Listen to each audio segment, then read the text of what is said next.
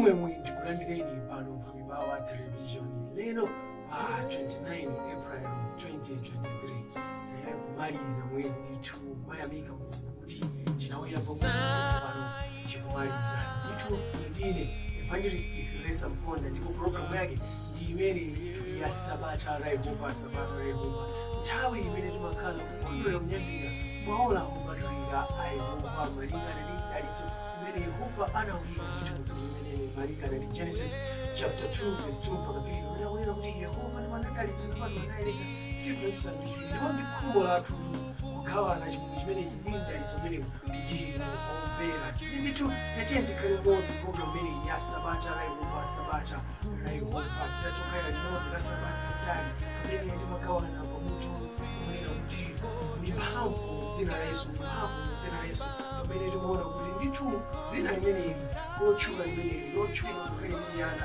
dzina la Yesu ndithu mphamvu koma ndifuna chani ambambiri otchulidwa pa dzina limeneli okhulupirira Yesu otsatira Yesu tinakali makudu kumana zipsinjo zosiyanasiyana ngeti maona kuti makudu nawo zopsinja zinazi sisongolera kuti mayesera anachana ndithu tifanira kuti pakati pa mphamvu imene dzina la Yesu ndifeyo palibe ubale uliwonse ndeti maonano ana askefa amene anayesera kugwiritsa ntchito dzina la mphamvu imene kutsaliwa koma chiwanda chinagalira chinaenda kuti Paulo ndi mmodzi wa Yesu mmodzi wa koma inuyo ndi ndani ndithu dzina limene la mphamvu limachita zazikulu zodabwitsa koma pakhale ubale ndi ubwezi pakati pa ifeyo kugwiritsa ntchito dzinali ndi mwini wake wa dzinali amene ali Yesu Khristu limenelo linali phunziro la wiki imene yapitayi. Lero tigawana nthano ina nkhani ina imene inachitika mu Yohane chapter 12 verse 1 mpaka 8 Yohane chapter 12 verse 1 mpaka 8 pamene akunena kuti pomwepo anatsala masiku asanu ndi limodzi asanafike Paska. Yesu anadza ku Betaniya kumene kunali Lazaro amene Yesu adamuukitsa kwa akufa ndipo anakonzera iye chakudya komweko ndipo Marita anatumikira koma Lazaro anali mmodzi wa iwo akusayama pa chakudya pamodzi ndi iye. Pamenepo Mariya mmene adatenga muyeso umodzi wa mafuta onunkhira bwino anadu amtengo wace wapatali anadzoza mapazi a Yesu napukuta mapazi ace ndi tsitsi lace ndipo nyumba inadzazidwa ndi mnunkho wace wa mafutawo. Koma Yudasi Iskarioti mmodzi wa ophunzira ace amene adzapereka iye ananena, nanga mafuta onunkhira awa sanagulitsidwa chifukwa ninji ndi malupiya atheka 300 ndi kupatsidwa kwa osauka.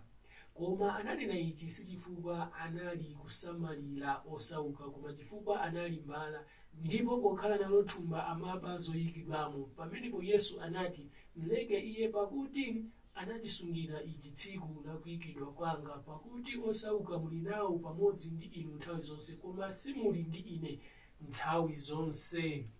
Ndithu nkhani imene tangowerengayi pa Yohane chapter 12 verse 1 mpaka 8 pali nkhani ndithu chochitika china chimene chinachitika ku Betaniya ku nyumba kwa Lazaro ndi azilongo ake awiri Mariya ndi Marita. Akunena kuti patatsala masiku 7 kuti Paska achitike ndipo ndi nthawi ya Paska imene Yesu Khristu anagwidwa nakapachikidwa nafa pa mtanda. Ndithu akuti patatsala masiku 7 Yesu Khristu anapita ku Betaniya kumene anamukonzera chakudya kuti akadye ku nyumba imene ya abwenzi ake ya azinzake amene wa Lazaro, Marita komanso Mariya. Ndi akunena kuti ali mkati mwa nyumba imeneyi ali mkati mwa kudya Mariya anatenga mafuta amtengo wapatali mafuta onunkhira nayezako ndithu mlingo wake napaka pa mapazi a Yesu napukuta ndipo nyumba monse mmene anali munadzaza ndi kununkhira kwa fungo la mafuta amenewa. Ndi akunena kuti Yudasi Iskarioti munthu uja amene adzamupereka Yesu uja amene uja mmodzi mwa ophunzira ake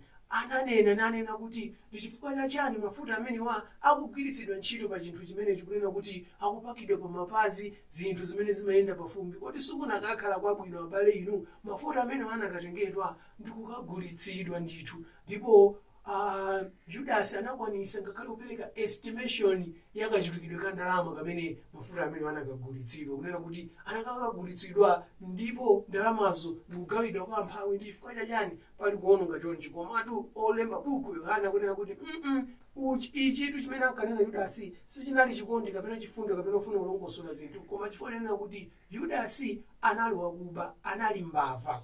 Ndipo pokumutchula apa kuti mbava sakumutchula monga mufuna kumutchula pa chochitika ichi chokha, koma kumutchula monga mwakhalidwe lake ndi zochitika zake, kuti Yudasi anali mbava. Ndipo akunena kuti ndipo pokhala nano thumba kapena kuti mnjira ina pokhala osunga thumba, pokhala msungichuma, pokhala treasure wa gulu limeneli, akunena kuti amapisapisa mkono mu thumba limeneli ndi kumaba za mmenemu. Ndipo pakupereka mfundo imene yonena kuti mafuta awa agulitsidwe, akagulitsidwa zikagawidwe kwa amphawi, amadziwa kuti apezerapo mwayi opisapo pa ndalama za mafuta amenewa. Sikuti amasamalira amphawi, amasamalira za munthu ina aliyense, koma chifukwa chonena kuti Yudasi anali munthu wakuba. Komatu musangomuganizira Yudasi monga munthu amene adzamupereka Yesu malingana ndi kutiti pa Yohane chapter 12. Musangomuganizira Yudasi monga munthu amene ali wakuba pakati pa gulu limeneli. Munganizirenso Yudasi ndi kumudziwa Yudasi kuti ndi mmodzi mwa ophunzira a Yesu Khristu. Munganizirenso Yudasi kuti ndi mmodzi mwa anthu aja amene Yesu Khristu anawapatsa mzimu wake nagawa kuti akhale awiriawiri apite akalalike mawu a Mulungu, ndipo kumeneko akachotse ziwanda, akachite zodabwitsa zosiyanasiyana. Yudasi analinso mgulu limeneli. Yudasitu anali mmodzi mwa ophunzira a Yesu Khristu, monena kuti anthu akamamuona Yudasi amati mmodzi mwa otsatira a Yesu Khristu. Munjira ina Yudasi anali mmodzi mwa atumiki a Mulungu wakumwamba, anali mmodzi mwa atumiki a Yesu Khristu, anali mmodzi mwa ophunzira amene ndime yakanayimaliza bwino anakhala mmodzi mwa apostles. Ndithu Yudasi anali pakati pa utumiki umene wa Yesu. Yudasi anali pakati pa mpingo, kumene mpingo umayamba kumizu kwenikweni kumene Yesu Khristu atabwera. Yudasi anatenga gawo, anali kumene ndipo anali pa udindo wabwino, anali mmodzi mwa osankhidwa aja 12 aja. Yudasi anali pamenepo. Ndiye munthu umene titakambirani tsopano ndionena kuti samalani ndi Ayudasi alero, samalani ndi Ayudasi alero. Ndithu monga mmene anapezekera Yudasi pakati pa gulu ili, mmene anapezekera Yudasi wakuba, mbava, owononga ndi amene analibe nazo ntchito za chipulumutso cha anthu, aliponso lero Ayudasi alero, azitsogoleri, maprofetesi, azilaliki ngati ife, anthu otumikira mu mpingo, anthu amene ali akhristu, otsogolera anzawo, otsogolera anthu, koma cholinga chawo si chipulumutso cha munthu wina aliyense, sikuthandiza munthu wina aliyense kuti akapezeke mu ufumu, ayi ndikungokhutitsa mimba zawo, kukwanitsa zokhumba zawo. Cholinga chawo chonena kuti apeze mwayi omapisa mkono wawo. Ndithu Yudasi mkali lomwe anali wakuba, ndipo anaona kuti pakupezeka pa gulu limeneli la Yesu Khristu ndi ophunzira ake, ndithu pali mwayi, pali kuthekera konena kuti akhonza kumaba, akhonza kumatolatola pamenepo. Ndithu alipo anthu amene ku dziko lapansi anakhala pansi napanga masamu awo, nawerengetsa, naonanena kuti ndi zothekanso kupanga chuma, kupanga ndalama ku dziko lapansi kuno, kupyolera mu chipembedzo, kupyolera mu zinthu zopemphera, mu zinthu zauzimu. Ndipo anachikhazikitsa ndi kuchimanga kunena kuti azipanga zopemphera, azipanga zauzimu, osati ndi cholinga chonena kuti afuna athandize munthu wina aliyense akapezeke mu ufumu wa Mulungu, koma ndi cholinga chokhutitsa mimba zawo. Ndipo tikamuona Yudasi tikumpeza kuti ndi munthu amene Yesu Khristu amamudziwa kuti akutere, koma amangomuyang'ana chikonditu cha Mulungu, chifundo cha Mulungu wakumwamba. Amalola kuti ngakhale anthu oyipa, amaganizo oyipa akapezeke pa zinthu zake, akapezeke pa mpingo wake. Ndipo tikamuyang'ana Yudasi si yekhayo, tikapita ngakhale ku chipangano chakale analipo munthu amene dzina lake anali Gehazi, amene ndithu anasankhidwa ndi mneneri wamkulu, mneneri wamphamvu, amene anachita zodabwitsa. Mneneri amene ngakhalenso munthu wakufa anadzutsapo, ngakhale adafa mneneri ameneyu mafupa ake anagundana ndi mtembo, tsiku lina mtembo unadzuka. Mneneri wamphamvu kwambiri, koma pakusankha mnyamata wake omtumikira anakasankha Gehazi. Ndipo Gehazi za chipulumutso, za uzimu, zolemekeza Mulungu, zopa Mulungu analibe nazo ntchito. Iyeyo khumbo lake linali kukhutitsa mimba yake, kukwanitsa zofuna zake. Ndipo pa 2 Mafumu chapter 5 tikumpeza kuti Gehazi ameneyu Naamani atabwera ndikuchiritsidwa nkhalwe lake, napereka mphatso kwa Elisha kuti Elisha alandire. Elisha anazikana mphatso zimenezi, koma Gehazi anapita mwanseri mpaka kukamba kunena bodza munthu wa Mulungu, mpaka kukamba kunena zinthu zambirimbiri mmene mutangochoka muja kwabwera ana aneneri, ndipo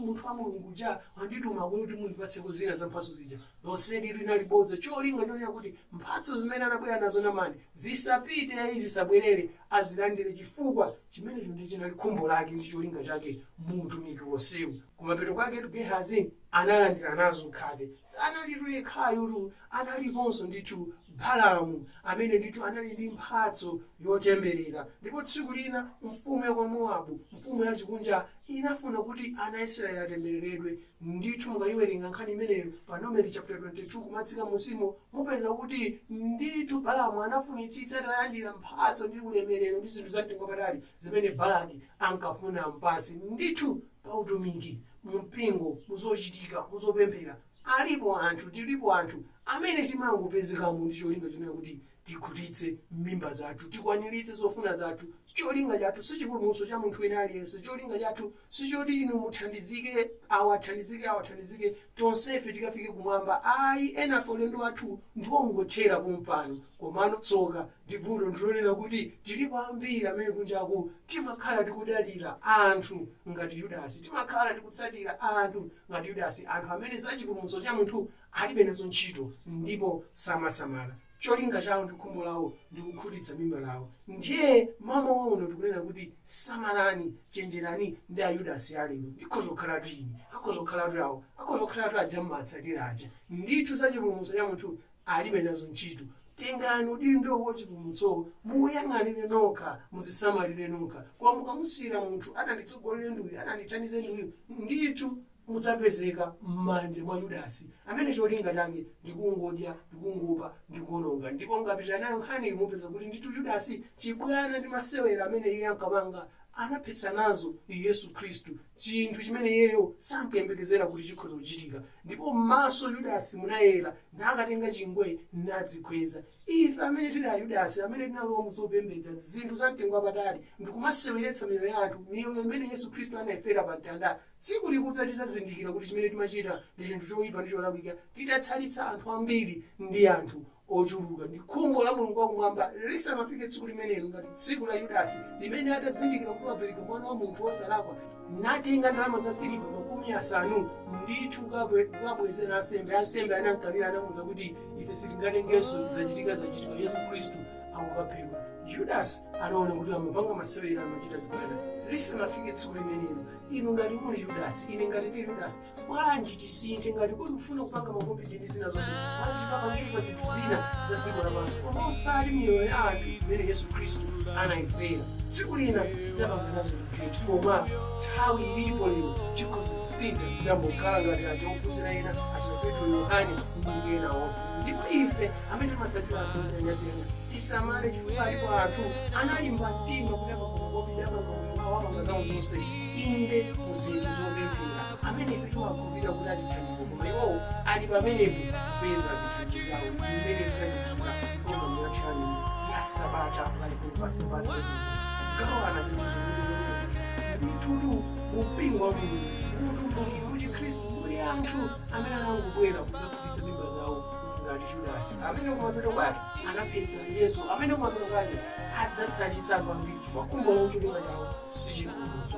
Mukhale ndi tsiku lopambana, mukhale ndi moyo wopambana, akunyadilira, akukondwerera ndithu maola a Yehova amene wakunga mmene ndi Yesaya kunena, Yesaya 58:13 mpaka 14, kuti nthawi ndiyokondwerera ndiyonyadilira mwa Yehova. Mukhale tsiku lopambana, mulali ndine Evangelist Resa Mponda.